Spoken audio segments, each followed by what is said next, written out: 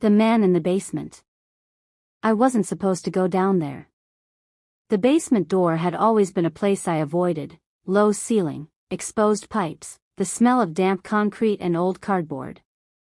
Nothing good ever waited at the bottom of those stairs. So when I heard the sound that night, a dull, dragging thump followed by a wet gasp, I told myself it was the building settling. That's what liars tell themselves when the truth is too dangerous. The sound came again. Closer this time. I stood in my kitchen, barefoot, heart climbing into my throat. My phone was already in my hand. One call. One word, police, and whatever was happening down there would stop being my problem. Instead, I unlocked the basement door. The light flickered when I flipped the switch. It always did. 3 seconds of darkness. Enough time for regret to bloom. Then I saw him. He was lying halfway across the concrete floor, one arm stretched forward as if he'd been crawling. Blood was everywhere, dark, thick, smeared in long streaks like he'd tried to pull himself away from something that had already won. For a moment, I couldn't tell if he was alive. Then his chest moved. Slow. Controlled. Too controlled for a man who looked like he should already be dead. He wasn't small. Even on the floor, broken and bleeding, his body took up space. Broad shoulders. Strong hands. Expensive clothes torn and soaked through like they didn't matter anymore. I should have screamed. I should have run. Instead, I took a step closer. "Hey," I whispered, my voice shaking. "Can you hear me?" His eyes were closed. His face was pale, sharp with pain, but not panicked. That was the first thing that didn't make sense. Dying men panic. They beg. They reach. He didn't.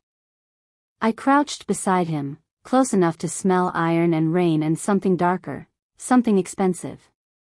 My hand hovered over his chest, unsure whether I was about to check for breathing or cross a line I couldn't uncross. That's when his hand moved. Fast. His fingers wrapped around my wrist, strong and deliberate, locking me in place. Not the grip of a man fading out, but the grip of someone who still had control. I gasped. He opened his eyes. They were calm. Not empty. Not desperate.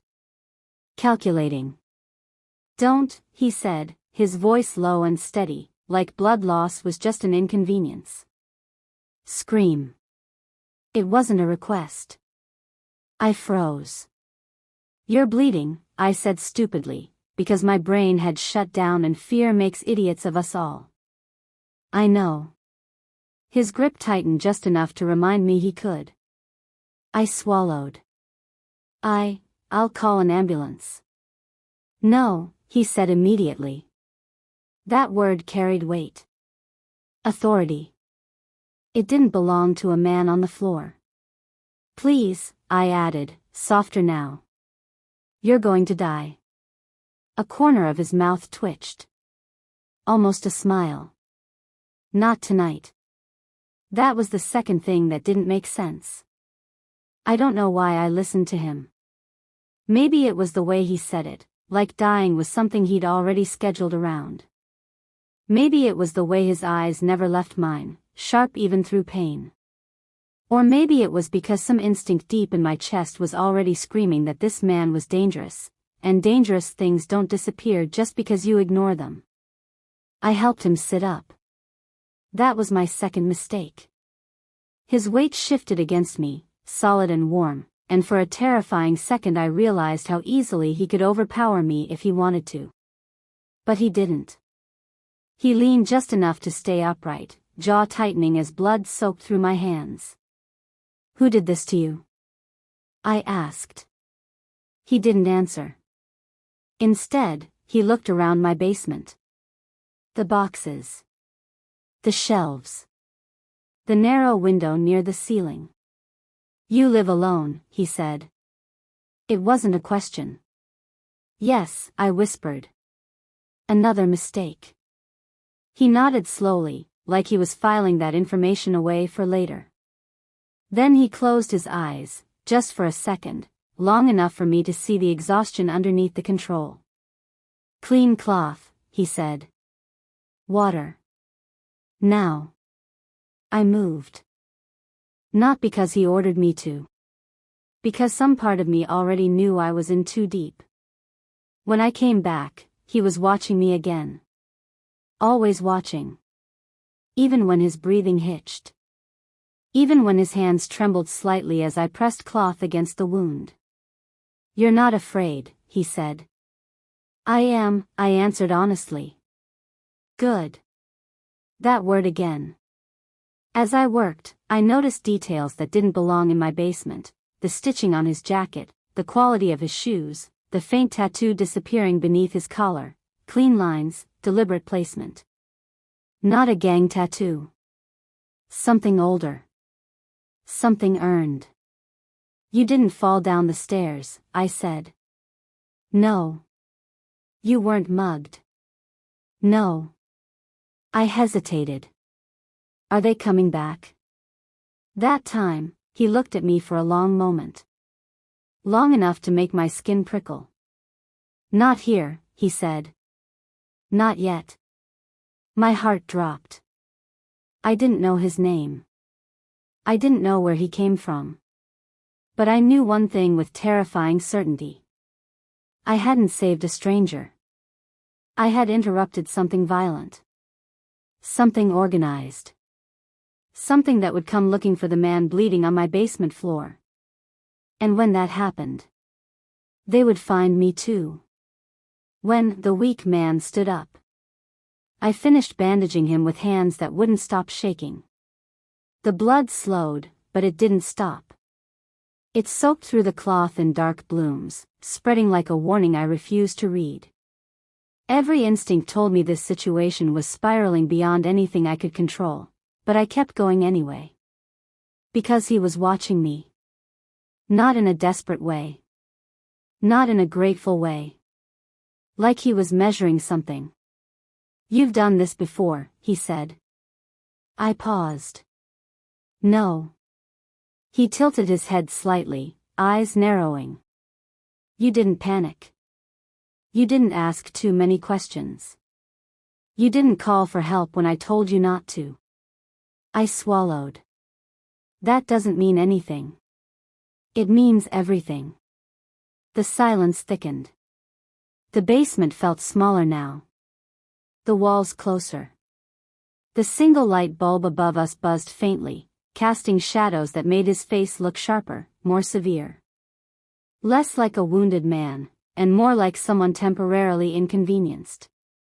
I stood, wiping my hands on my jeans. You need to rest. You lost a lot of blood. He nodded, then did something that made my breath catch. He stood up. Slowly. Carefully. But without help. For a man who had been bleeding out on my floor minutes ago, he moved with terrifying control. His shoulders straightened. His balance was steady. The weakness I'd seen earlier was gone, or maybe it had never really been there. He was taller than I realized. Too close. I took a step back. He didn't follow. He didn't need to. Sit, I said, trying to sound firm. He smiled again. This time, it wasn't faint. You're not in charge, he said quietly. The words weren't cruel. They were factual. My chest tightened. Then why are you still here? That made him pause. For now, he said, because this basement is safer than anywhere else in the city. That sentence landed like a threat wrapped in reassurance. From who? I asked. He studied my face, like he was deciding how much truth I could survive. From men who don't forgive mistakes, he said. And from people who don't like loose ends. My stomach dropped. I'm not involved in anything. He stepped closer. You are now. I backed into the workbench. You can't just say things like that. I can, he replied. Because you didn't turn me in. I was helping someone who was hurt. You were hiding someone powerful, he corrected. That word, powerful, did something to the air between us. I shook my head. I don't even know your name. He considered that. Then, slowly, deliberately, he reached into his pocket. I tensed. Instead of a weapon, he pulled out a phone.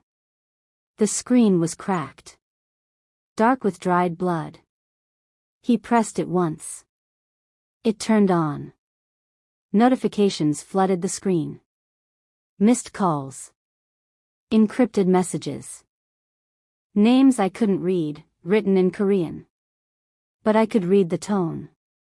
Urgent. Panicked. Angry. He held the phone where I could see it. That, he said, is what happens when I don't answer. My throat went dry. Who are you? He met my eyes fully now. No pain. No weakness. Only authority. My name doesn't matter yet, he said. What matters is that you touched me. You cleaned my blood. You hid me. He leaned in, close enough that I could feel his breath, steady, controlled, dangerous. And that makes you mine to protect. Protect. The word should have been comforting. It wasn't. Protect me from what? I whispered. His gaze flicked to the basement window. From what I'm about to wake up, he said. Outside, somewhere far too close, a car door slammed. We both froze. He didn't reach for me this time. He reached for something inside his jacket. A gun. Not frantic. Not rushed. Ready. That's them, he said softly. Or someone who wants to be. My pulse thundered. What do I do? He looked at me, really looked at me, for the first time like I wasn't just shelter. You listen, he said. And you don't lie. Footsteps sounded above us. Heavy. Deliberate. My basement door handle turned.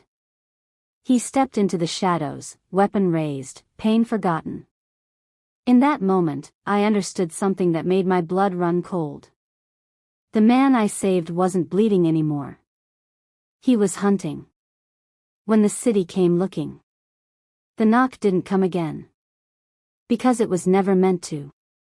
The basement door exploded inward with a sharp crack of wood and metal, the handle snapping clean off as it slammed against the concrete wall. I screamed, but the sound died in my throat the moment I felt a hand clamp over my mouth from behind. Quiet, he breathed near my ear. Not panicked. Not rushed. Controlled. He pulled me back into the shadows, his body shielding mine as footsteps thundered down the stairs. My heart hammered so hard I was sure they could hear it. 3 men entered. I couldn't see their faces clearly, but I could hear their confidence. The way they moved like they already owned the space. He was here, one of them said. Blood trail doesn't lie.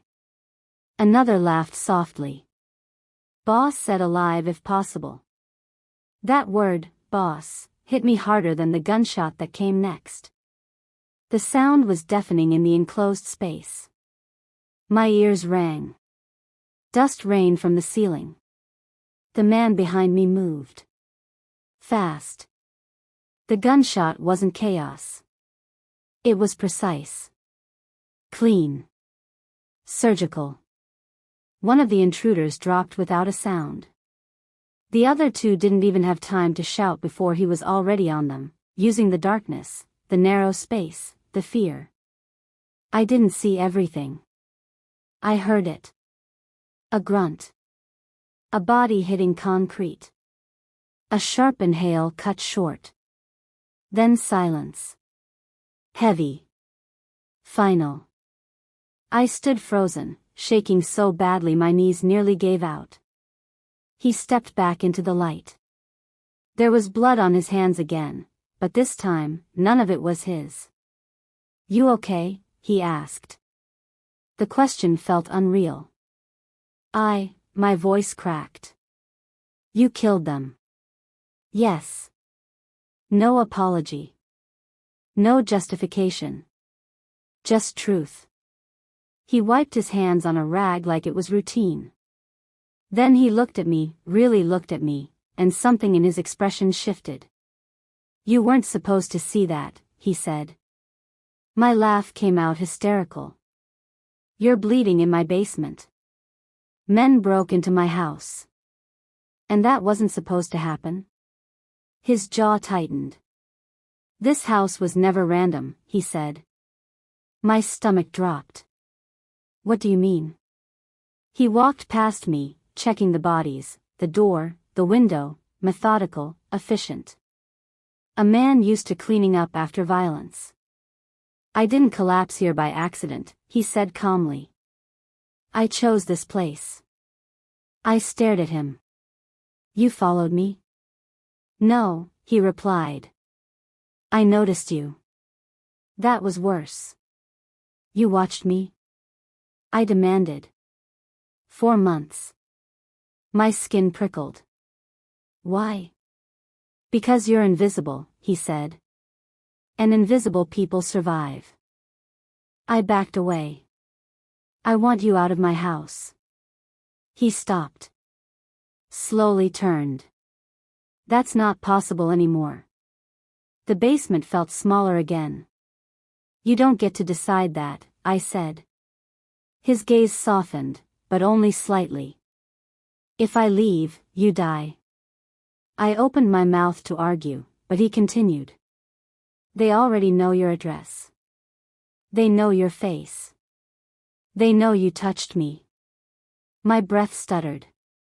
"You said you'd protect me." "I will," he said. "But protection has rules." "What rules?" He stepped closer, not threatening, but unavoidable. "You stay close," he said. "You don't run.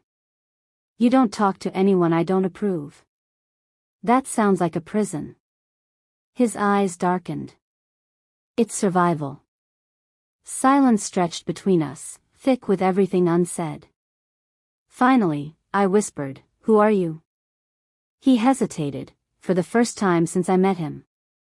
Then he said it. "My name is Kang Joon-seo." The name landed heavy, like it carried history. "And I don't run a gang," he continued. "I run Seoul." My knees went weak. "Korean Mafia?" I asked. He nodded once. "I'm the man they answer to." The basement light flickered again. "You should have let me bleed," he said quietly. I met his gaze, fear and something else tangling in my chest. "Maybe," I said. "But you didn't give me that choice." A slow smile curved his mouth. "No," he agreed. "I didn't." Above us, sirens wailed in the distance, too late, too far. And that was the moment I understood the truth. Saving Kang Joon-seo wasn't the mistake. Letting him stay was. The rules of being kept alive. Kang Joon-seo didn't ask if I agreed. He moved through my basement like it already belonged to him, stepping over bodies, checking angles, memorizing exits. He pulled his phone back out, fingers moving quickly across the cracked screen. Korean text scrolled fast. Sharp. Efficient. Within seconds, replies came in. He exhaled slowly, like a man putting something heavy back into place. "They're cleaning the perimeter," he said. No sirens. No reports. By morning, this never happened. I stared at him. 3 men died in my basement. Yes. And you're telling me it'll just disappear? He finally looked at me. This city disappears things from me every day. The words weren't a threat. They were a confession. I wrapped my arms around myself, suddenly aware of how exposed I was, barefoot, shaking, standing inches away from a man who commanded death with a text message. You said there were rules, I said quietly. If I'm going to survive this, I need to know them. That earned me a long look. Then, approval. Good, he said. Ask questions now. Not later. He stepped closer, stopping just short of touching me. Close enough that I could feel the warmth of him, the calm confidence rolling off his body like gravity. Rule 1, he said. You don't lie to me. Ever. I'm not a liar. Everyone lies, he replied. You just haven't learned how dangerous it is yet. I swallowed. What's rule 2? You don't leave my sight until I say it's safe. My chest tightened. That could be days. Yes. Or longer. Yes. I forced myself to hold his gaze. And rule 3? His eyes flicked briefly, to my wrist. To where he'd grabbed me earlier. Rule 3, he said slowly, is that once someone sees you as mine, they don't unsee it. The word mine hit harder than it should have. I stepped back. I didn't agree to this. You agreed when you touched me, he said. When you hid me. When you didn't scream. I wanted to argue. I wanted to hate him. But a traitorous part of me knew something worse than fear was creeping in. Awareness. He wasn't frantic. He wasn't cruel. He was controlled, and that was far more dangerous. You're not afraid of me, he observed. I am, I said. He tilted his head. No. You're afraid of what happens if I leave. That silence was my answer. He turned away, already done with the conversation, and shrugged out of his blood-soaked jacket. Underneath, his shirt clung to him, dark with sweat and dried blood, outlining strength that didn't come from gyms or vanity. This house isn't safe anymore, he said. But it's useful. Useful how? Because no one would expect me to stay, he replied. And because you don't look like someone who belongs to me. My pulse spiked. I don't belong to anyone. He glanced over his shoulder, eyes dark, unreadable. You will, he said calmly. Until this is over.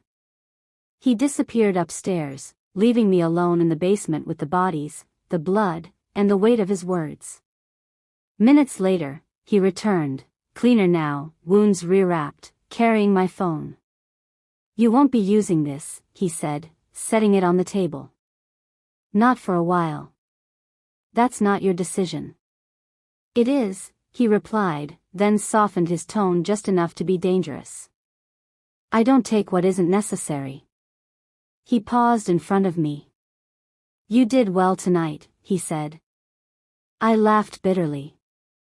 3 men are dead. And you're alive, he said. That matters. He reached out, slowly this time, lifting my chin just enough that I had no choice but to meet his eyes. This close, I could see the truth in them. Not madness. Not cruelty. Calculation. You don't know it yet, Kang Joon-seo said quietly, but you're safer with me than you've ever been in your life. His thumb brushed my jaw, brief, controlled, intimate enough to steal my breath. Then he stepped away. Get some sleep, he said. Tomorrow, I show you how this world actually works. As he turned off the basement light, plunging the room into darkness, one final thought cut through me, sharp and undeniable. I hadn't just saved a mafia boss. I'd been chosen by one. When you step into his world. Kang Joon-seo didn't wake me. He waited.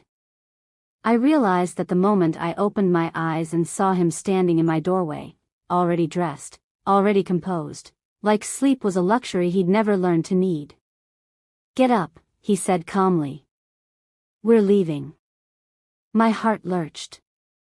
Leaving where? My world. That single sentence stole the air from my lungs. I sat up, clutching the blanket. You said staying close keeps me alive. It does, he replied.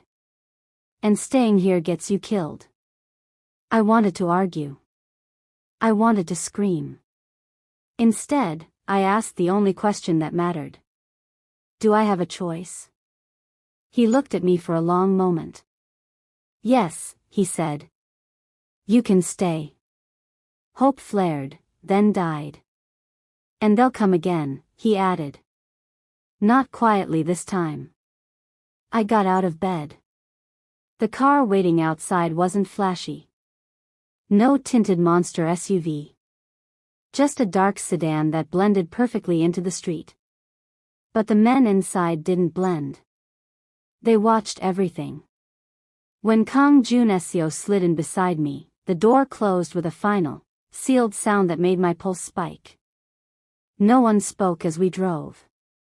The city passed by the window, normal people, normal lives, coffee shops opening, traffic lights changing.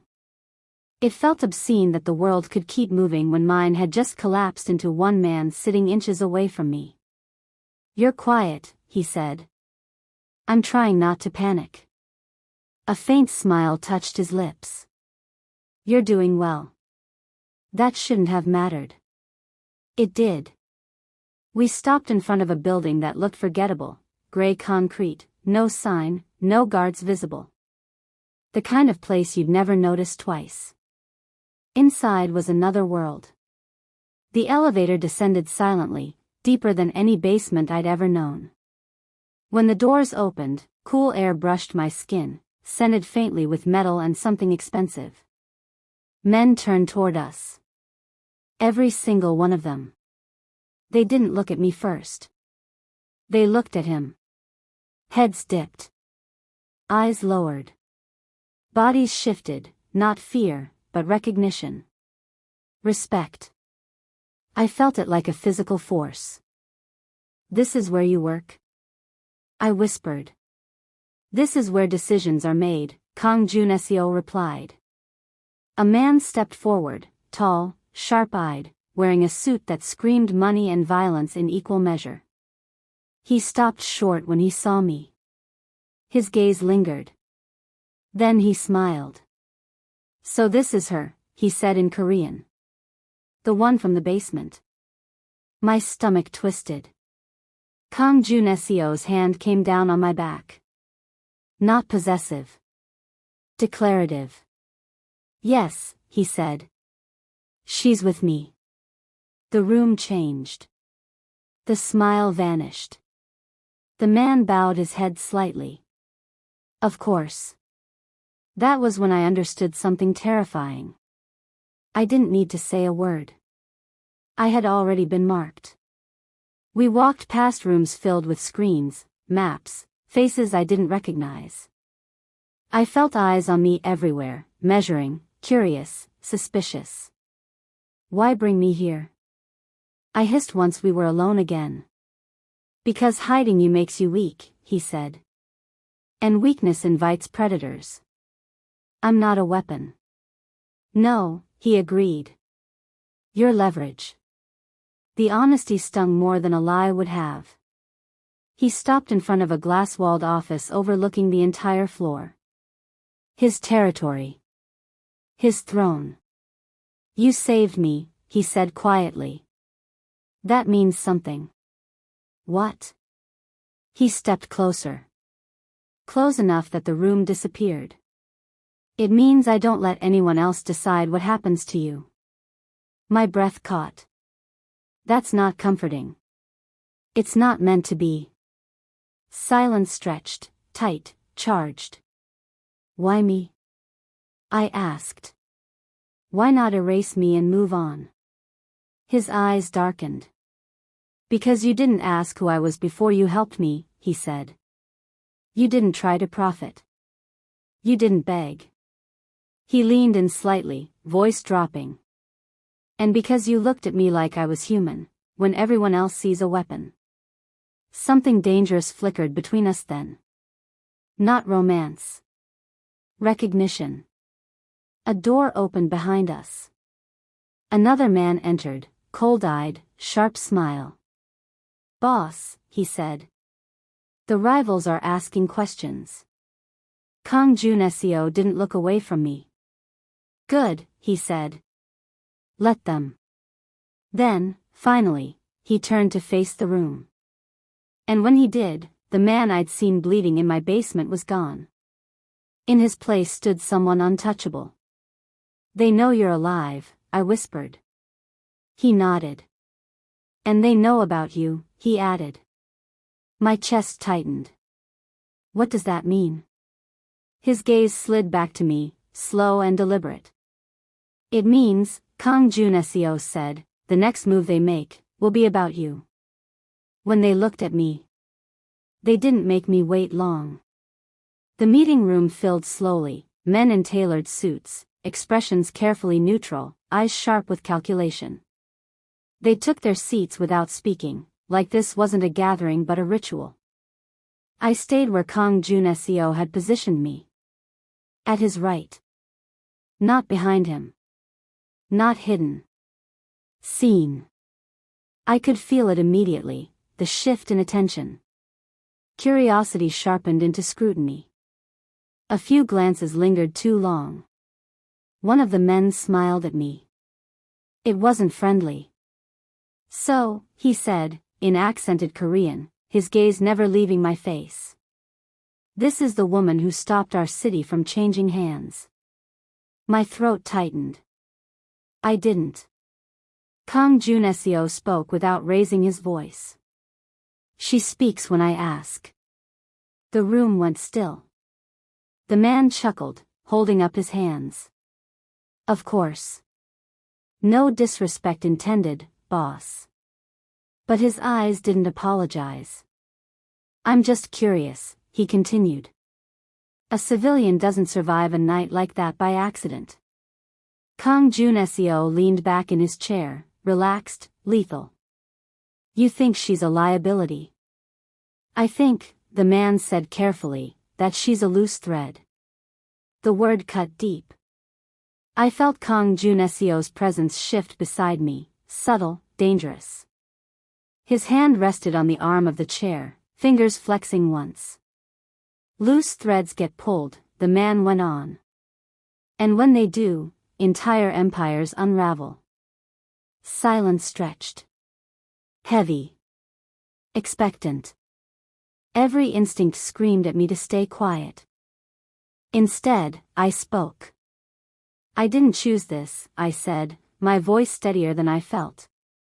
"But I'm not weak." A few eyebrows lifted.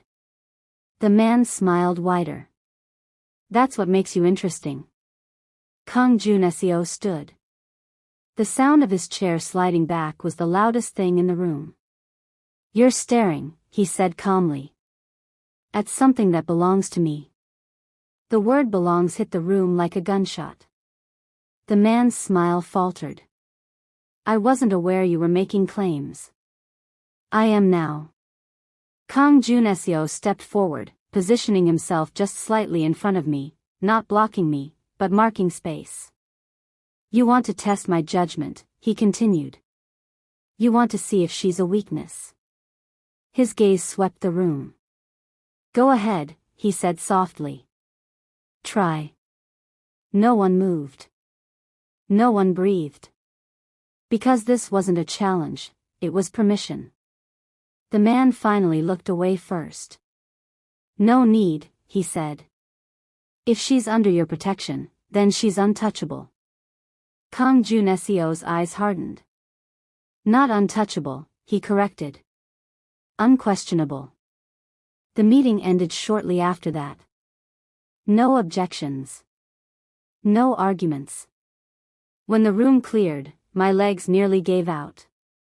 "That was reckless," I whispered once we were alone. "Yes," he agreed. "And necessary. You could have just shut him down." "I did," he said. "Publicly." He turned to face me fully now, studying my expression like he was reading a map only he could see. You held your ground, he said. Most people don't. I was terrified. His mouth curved faintly. So was he. That realization sent a strange heat through my chest. You didn't have to say I belonged to you, I said quietly. I did, he replied. Why? He stepped closer. Close enough that I could see the faint scar along his jaw. Close enough that the room disappeared again. Because if they think you're just under my protection, he said, they'll test it. And if they think I'm yours? They won't touch you without starting a war. My pulse raced. And if I don't want to be a reason for war? He leaned in, voice low. Then don't leave my side. The words weren't a demand. They were an inevitability. I searched his face for hesitation. For doubt. There was none. What happens now? I asked. Now, Kang Joon-seo said, you stop pretending this is temporary. He reached out, not to grab me, but to straighten the sleeve of my jacket. A small, intimate gesture. Deliberate. They've seen you, he continued. They've measured you. His eyes met mine, dark and intent. And they've decided you matter. That should have terrified me. Instead, something else stirred, something dangerous and undeniable. Because I wasn't invisible anymore. And Kang Joon-seo was standing between me and the entire city. The price of being chosen. They came for me without touching me. That was the clever part. The message arrived while Kang Joon-seo was in a closed-door meeting, my phone lighting up with a number I didn't recognize, a single sentence on the screen. You don't belong to him. Yet. My breath hitched. I didn't reply. I didn't move. I didn't even blink. But they knew. An hour later, a woman approached me in the corridor, elegant, calm, deadly in the way she smiled too easily. You must be tired, she said softly, as if we were old friends. This isn't the life you asked for. I'm not talking to you, I replied. She chuckled. You already are. Her eyes flicked briefly toward the glass office where Kang Joon-seo stood, mid-conversation, untouchable. He protects you, she continued. For now. But men like him don't keep what complicates them. My pulse thudded. You don't know him. Her smile sharpened. I know him very well. She leaned closer, lowering her voice. You're his weakness. And weakness always gets traded. She walked away before I could respond, before I could breathe. By the time Kang Joon-seo found me, my composure was barely intact. You're pale, he said immediately. I'm fine. You're lying. That was when his control slipped. His hand came to my wrist, firm, not rough, but unmistakably possessive, and he pulled me into his office, the glass darkening instantly with the flick of a switch.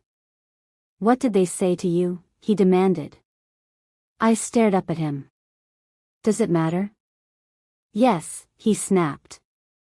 Then, lower, dangerous, because no one speaks to you without my permission.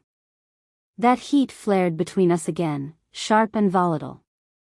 They think I'm leverage, I said. They think you'll trade me. The room went cold. Kang Joon-seo released my wrist slowly, like he was afraid of what he might do if he didn't. They're wrong, he said. But you've traded people before, I pressed. Haven't you? Silence. That was answer enough. I took a step back. Then why am I different? His jaw tightened. His gaze dropped, just once, to my lips. Then back to my eyes. Because you weren't meant to be part of this, he said. And because you still are. The honesty in his voice unsettled me more than any lie could have. "You should let me go," I whispered. He laughed softly, without humor. "If I let you go, they'll tear the city apart looking for you." "Or you're afraid of what happens if I leave," I countered. That struck something deep. He moved closer again, not trapping me, but leaving no space between us. I could feel the tension in him now, the war he kept buried under discipline and blood. "I don't get attached," Kang Joon-seo said quietly. "Attachment is fatal." "Then what is this?" I asked. His hand lifted, hovered near my face, then stopped, suspended between control and desire. "This," he said, voice rougher than before, "is a mistake I'm choosing." The words burned. A knock broke the moment. "Boss," a voice said outside. "They're making demands." Kang Joon-seo turned away, the mask sliding back into place, but not before I saw it. The crack. The truth. As he reached the door, he paused. "No one takes you from me," he said without looking back. "Not as long as I'm breathing." The door closed. And for the first time since this began, I realized something terrifying. I wasn't just under his protection anymore. I was the reason he might burn everything down. The choice that burns. They didn't ask politely. The demand came wrapped in courtesy, sealed with threat. Kang Joon-seo read the message once. Then again. Then he crushed the phone in his hand. "They want me to hand you over," he said calmly. The word "hand" made my stomach twist. "To who?" I asked. "A rival syndicate," he replied. "They're offering peace. Territory. Silence. And the price?" He looked at me. "You." The room felt too quiet. "You told me I was protected," I said. "You are." "Then why does this sound like a negotiation?" Because this was his world. And in his world, everything had a cost. "They think you're my weakness," Kang Joon-seo said. "They think trading you will prove I'm still rational." "And are you?" I asked softly. His jaw flexed. "They've underestimated what you mean." That was not reassurance. That was a warning. Hours later, the meeting was arranged, neutral ground, public, dangerous. I was supposed to stay behind. I didn't. I followed him. When we entered the room, every conversation stopped. The rival boss sat at the center, relaxed, smug, watching me with open interest. "So this is her," he said. The woman who made Kang Joon-seo hesitate. I felt Kang Joon-seo tense beside me. "I didn't hesitate," he replied. The man smiled. "You did. You're doing it right now." He stood, walked slowly around me like I was an object on display. "Walk away," he told Kang Joon-seo. "Leave her here. You keep your empire. No bloodshed." My heart pounded. This was it. The moment where I learned what I truly was. Kang Joon-seo didn't move. Instead, he reached for my hand. The room froze. "You want peace," he said calmly.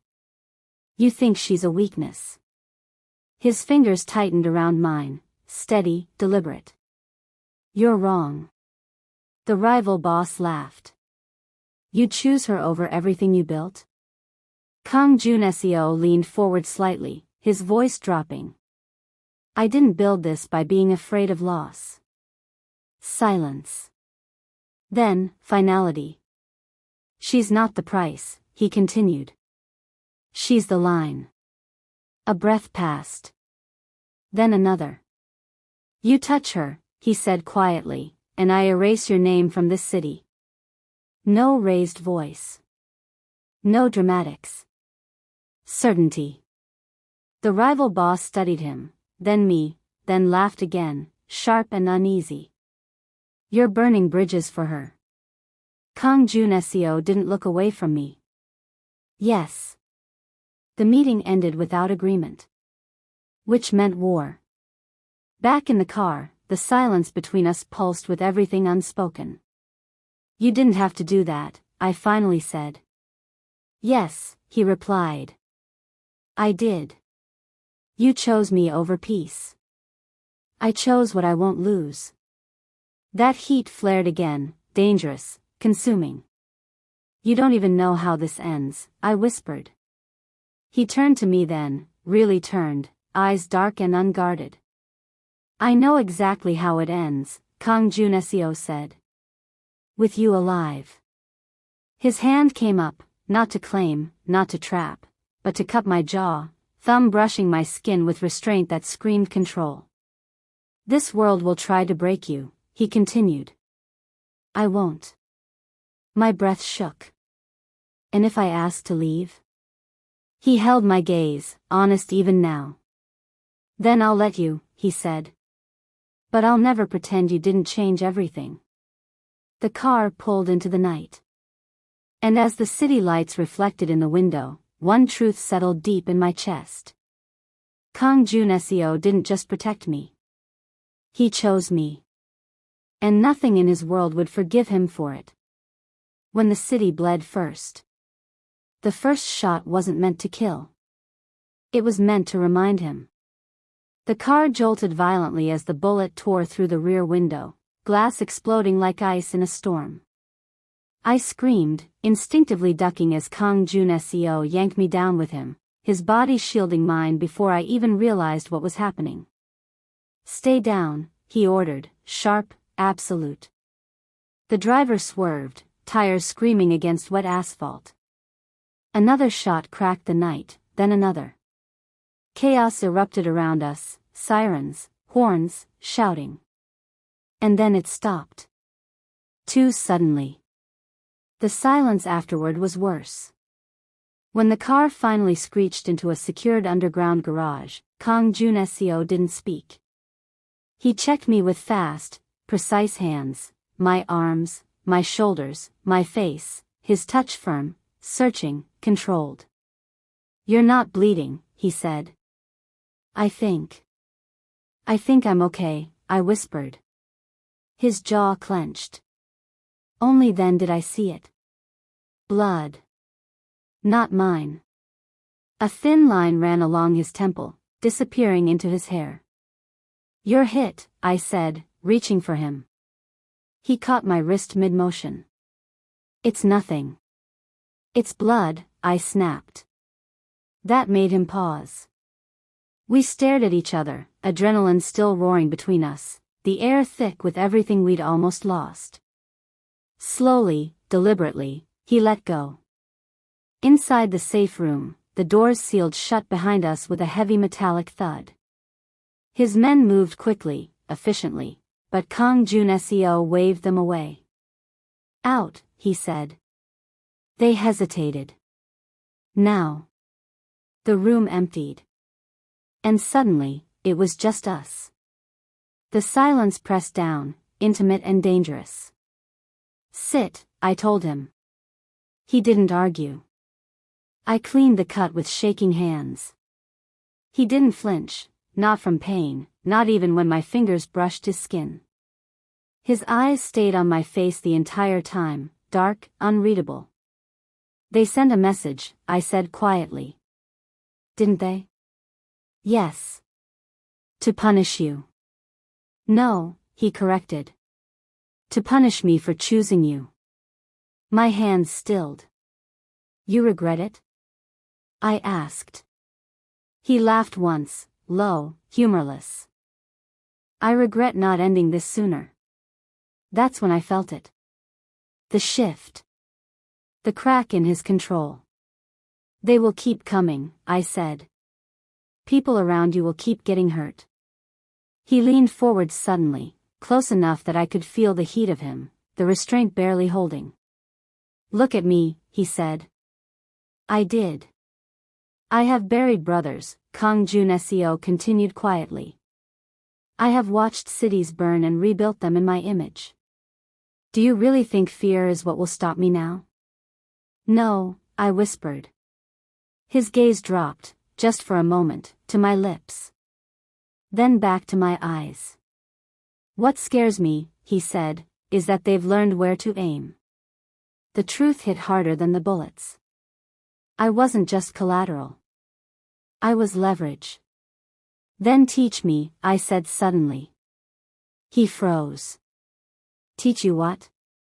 How to survive you, I replied. And your enemies. His breath slowed. His expression hardened, not in anger, but in calculation. This isn't a game, he warned. I know, I said. That's why I'm still standing. A long moment passed. Then, quietly, he nodded. Then listen carefully, Kang Joon-seo said. From this moment on, you don't walk behind me. He stood, towering over me. You walk beside me. The words burned. Later that night, when the city slept uneasily, I felt him at the doorway of my room. He didn't enter. Didn't touch. But his presence filled the space. You should hate me, he said softly. I don't, I replied. That was the most dangerous truth of all. Good, Kang Joon-seo said. Because tomorrow, the city learns what happens when they try to take what's mine. The door closed. And for the first time since the basement, I realized something chilling. I wasn't trapped in his world anymore. I had stepped into it willingly. The kiss that changed the rules. Power doesn't always announce itself. Sometimes it whispers. The training started at dawn. No guns. No blades. Just rooms. Watch, Kang Joon-seo said. We stood on the upper floor of one of his properties overlooking the city. Below us, men moved through the streets, couriers, drivers, cleaners, guards. To anyone else, it was noise. To him, it was a language. Who has the most access in this building? He asked. The cleaning supervisor, I answered without hesitation.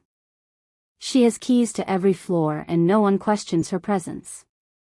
His eyes flicked to me, sharp, impressed. Good, he said. Now tell me who's lying. I focused. Patterns emerged. One man avoided eye contact. Another lingered too long near the elevators.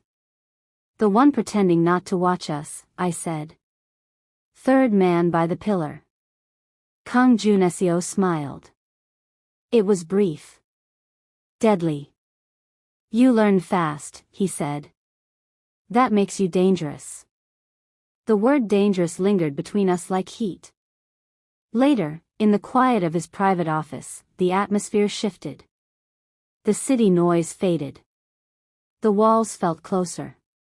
You don't flinch anymore, he observed. I stopped pretending I'm just a victim, I replied. He stepped closer, not invading, just present. Commanding. You could leave, he said. I would make it happen. I looked up at him. And spend my life wondering when your world would come crashing through my door? Silence. You're already part of it, he said. I know. That was the moment something changed. Not with a touch. With truth. You scare them, Kang Joon-seo continued. Because you see without wanting to own. That makes you unpredictable. And you? I asked quietly. What do I make you feel? His jaw tightened. For the first time, he admitted, uncertain. The word carried weight. Then his phone buzzed. Once. Twice. His expression hardened. We have a problem, he said. Inside? Yes. Who? He looked at me carefully. Someone you trust. The betrayal unfolded quickly, one of the men assigned to my protection. Quiet. Polite. Invisible. He had sold information. Routes. Timings. And my name. When Kang Joon-seo confronted him, there was no shouting. No violence. Just a single sentence. You looked at her, he said calmly, and thought she was expendable. The man broke.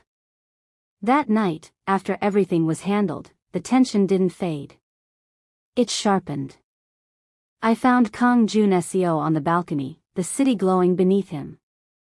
You didn't hesitate, I said. No. You would have destroyed him. Yes. For me? He turned then, fully. For what you represent, he said. And because you're mine to protect. The words landed heavy. Possessive. Honest. I don't belong to you, I said softly. I know, he replied. That's why it matters. The space between us collapsed, not in urgency, but inevitability. He didn't grab me. Didn't trap me.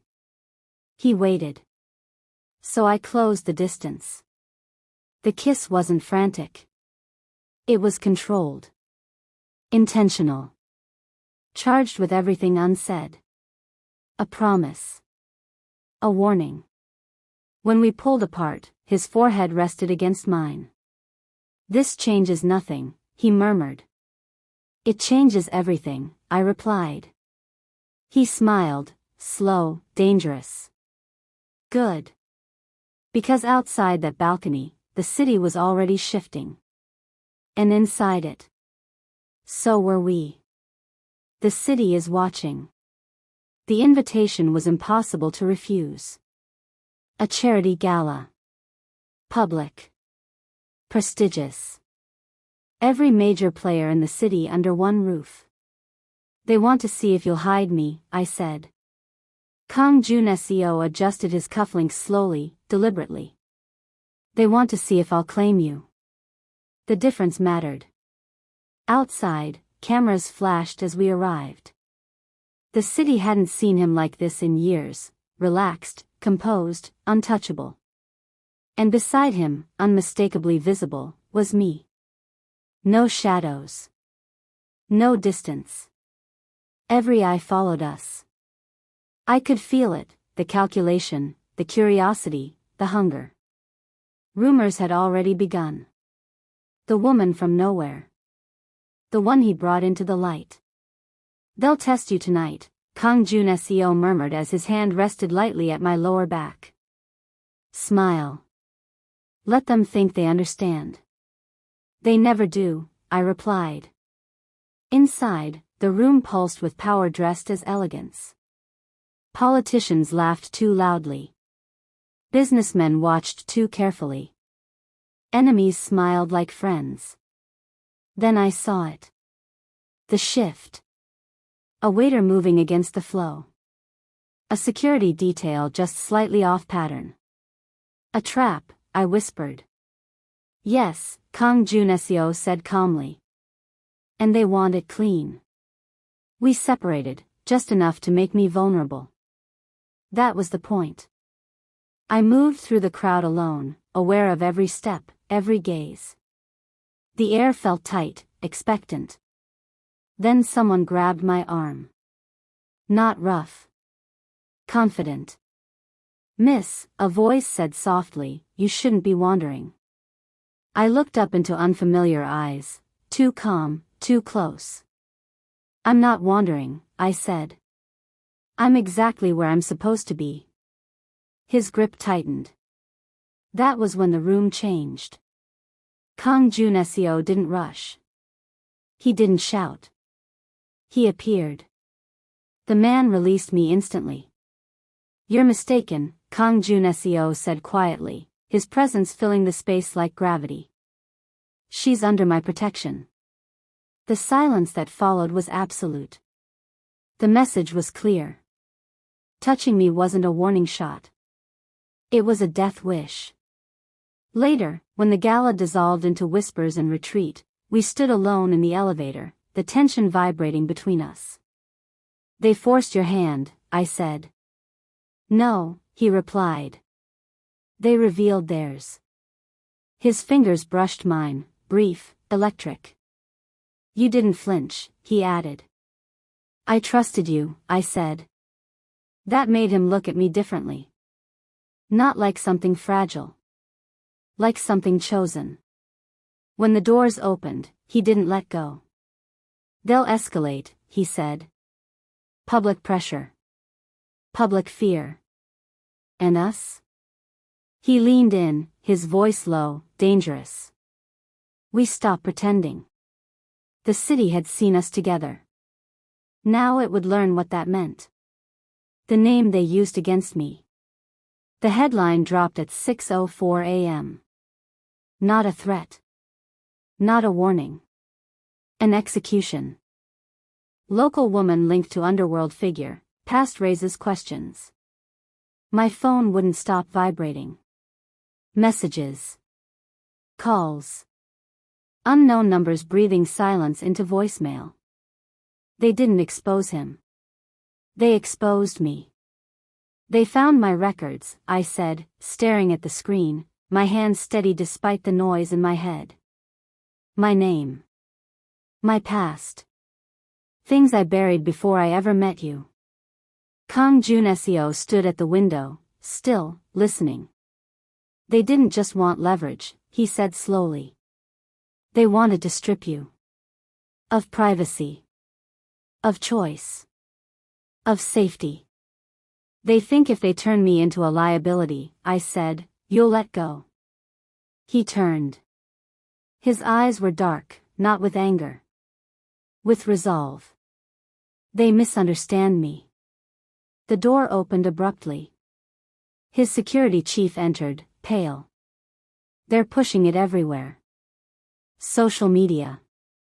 News. Even city council briefings. Someone wants her to panic." I didn't. That scared them more. "I need to know something," I said quietly. Kang Joon-seo dismissed the room with a look. When we were alone, the air changed, thick, intimate, unforgiving. "You told me everything except one thing," I said. "Why me?" He didn't answer immediately. That was the answer. "I wasn't supposed to survive that night," he finally said. "The basement. The bleeding. I was meant to disappear quietly. And instead? You saw me," he said. "Not the name. Not the power. Just a man bleeding out."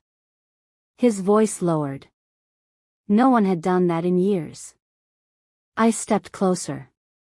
"You could have erased me afterward." "Yes. But you didn't." "No. Because you wanted me?" I asked. His jaw tightened. "Because I needed you," he corrected. And that was the mistake. The word mistake burned. "Then say it," I challenged softly. "Say I'm expendable." Silence stretched, dangerous, raw. He crossed the space between us in 2 steps, stopping just short of touching me. "I have killed for less than what you now represent," he said quietly. And still. He stopped himself. Control snapping back into place. "They will keep coming," he finished. "Through you." "Then let them," I said. "I won't disappear so you can feel powerful again." His gaze dropped to my lips. His breath slowed. "You don't understand," he said. "If I choose you openly." "I know," I whispered. "It makes me a target." "No," he said. "It makes everything else negotiable." The truth hit like a blade. Loving him wasn't dangerous because of what he could lose. It was dangerous because of what he'd destroy to keep me. Later that night, as the city buzzed with speculation, Kang Joon-seo broke one of his oldest rules. He made a call. Not to threaten. Not to bargain. To announce. They touched what's mine, he said calmly into the phone. Now I touch back. I stood behind him, watching the man I'd saved decide to burn the board clean. And in that moment, I realized something terrifying. I wasn't the weakness they exposed. I was the reason he stopped holding back. The line he burned. The announcement didn't come with gunfire. It came with silence. Every screen in the city went black for exactly 7 seconds. Then Kang Joon-seo appeared. No shadows. No distortion. Just him, seated, composed, devastatingly calm. I watched from the safe room as the broadcast spread: phones, TVs, billboards, private security feeds. He hadn't hijacked the city. He had claimed it. If you are watching this, he said evenly, it's because you understand power. His voice carried no anger. That frightened them more. There has been speculation, he continued, about my affairs. About the woman you tried to turn into a weakness. The room seemed to hold its breath. She is not hidden, Kang Joon-seo said. She is not expendable. And she is not yours to touch. The camera pulled back slightly. And then. He did the unthinkable. He said my name. Not my full identity. Not my history. Just my name. Clear. Intentional. Human. A declaration. I chose her, he said. And because of that, this city will change. The broadcast ended. The fallout was immediate. Phones rang. Allies panicked. Enemies scrambled. Because Kang Joon-seo hadn't just drawn a boundary. He had redrawn the map. When he returned, the energy around him was different. Sharper. Quieter. Like a storm that had already decided where it would land. You didn't have to do that, I said, my voice barely steady. Yes, he replied. I did. You exposed yourself. No, he corrected. I removed the illusion. He stepped closer, not looming, not restrained anymore. They were using you to control me, he said softly. That ends now. And what about me? I asked. What am I to them now? His gaze locked onto mine. Untouchable. The word landed heavy. Final. I exhaled slowly. You burned every exit. I never needed one, he said. Neither do you. For the first time, I saw it fully, the cost of loving him, and the cost he was willing to pay. This doesn't make us safe, I said. No, Kang Joon-seo agreed. It makes us clear. He reached out, not to take, not to cage, but to rest his hand at my waist, steady and grounding. If you walk away now, he said quietly, I will protect you from a distance. And if I don't? His thumb brushed my side, subtle, electric. Then you stand with me, he said. And the city adapts. I didn't answer with words. I stepped closer. That was enough. Outside, alliances shifted. Enemies recalculated. And somewhere in the chaos, the city understood a new truth. Kang Joon-seo no longer ruled from fear alone. He ruled with intention. And the woman they tried to use against him was standing at his side. What the city never saw. Power is loud when it's afraid. The city learned that the hard way. From the outside, Kang Joon-seo's reign looked unchanged. Same calm streets, same controlled chaos, same whispered fear when his name passed through the wrong mouths. People believed the storm had settled. They were wrong. The real shift happened quietly. No blood. No broadcasts. No warnings. I watched it unfold from places no one noticed: coffee shops, transit stations, elevators that never showed up on security logs. The same spaces where I once existed unnoticed. The city didn't fall because Kang Joon-seo tightened his grip. It stabilized because he loosened it, strategically. The street-level collectors stopped pushing desperation. The recruitment pipelines dried up. Community leaders suddenly had funding no one could trace. Territory wars ended not with threats, but with silence, because the people who used to pass information simply stopped. They didn't disappear. They chose differently. And no one ever connected those choices to me. That was the point. One night, months later, I stood on the balcony of the penthouse, the city glowing beneath me like a living circuit board. Kang Joon-seo joined me, resting a glass of wine on the railing. "They think you softened me," he said calmly. I smiled. Did I? He studied the city for a long moment. "No," he said. "You refined me." I leaned against the glass, feeling the hum of everything we'd built. "They still call you the most dangerous man in Korea," I said. "They should," he replied. "And me?" He turned to look at me then, not with possession, not with awe. With respect.